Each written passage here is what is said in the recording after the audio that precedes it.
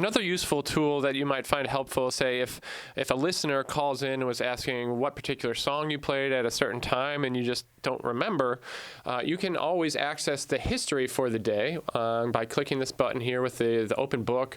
It says History.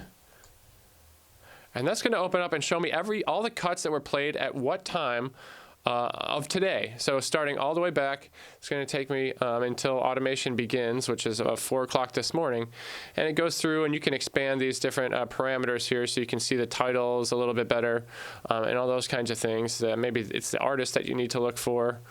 You can organize those things, but here I'm looking exactly at what time of day in military time were these things played.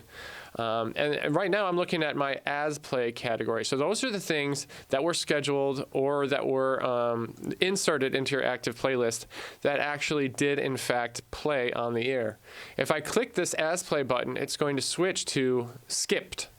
And these are going to be the things that were either dropped by a human being, a DJ that came in here and decided to delete songs that were scheduled, or maybe because a DAD event like a soft branch, which is trying to keep us on schedule by making sure that legal IDs play at the top of every hour, in which case it would drop the songs that were scheduled after it. So here you can see, this might be useful for the program director to see which titles or which audio cuts are actually sort of being dropped as a result of overscheduling, or that maybe DJs just don't prefer those particular songs. So that's a way to sort of identify which things have been skipped over.